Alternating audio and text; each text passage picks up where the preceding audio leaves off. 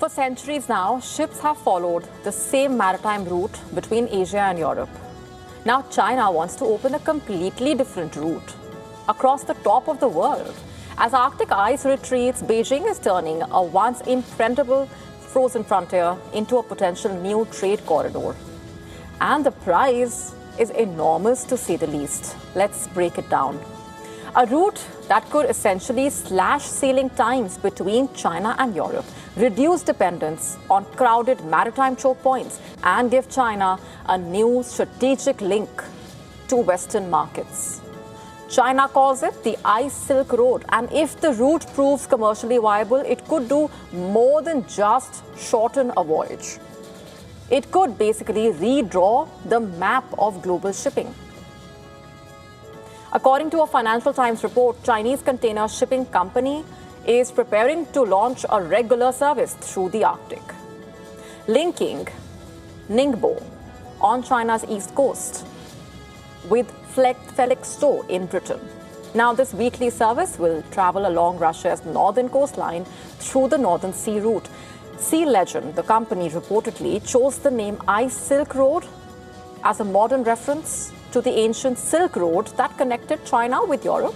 The route could cut the usual 40-day sailing time between the two ports by roughly half. Interest in the North Sea route is also growing. The route recorded 23 transits last summer. That was up from 15 in 2024. Of course, climate change is also helping open the passage. And research from the University of Southampton also found that peak winter Arctic sea ice fell 5.8% between 2024 and 2025. That's the largest decline on record. The strategic attraction here is also quite clear.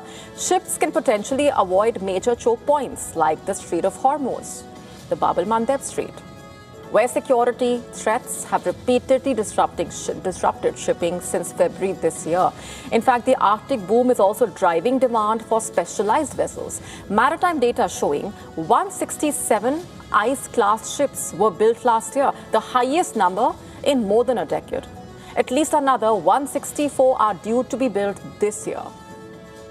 The United States is also aiming to increase its presence in the Arctic, directly challenging Moscow and Beijing. Russia already dominates the region with more than 40 icebreakers and a growing military footprint as well. In October last year, US President Donald Trump, remember, signed an agreement with the Finnish president, basically to expand America's fleet of icebreakers.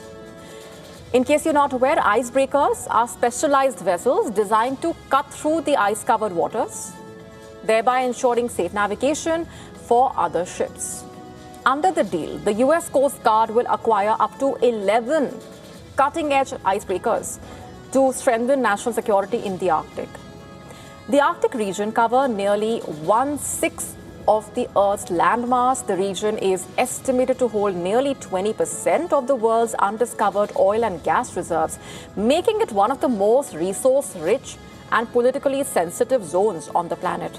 But the Arctic remains an unforgiving environment at the same time.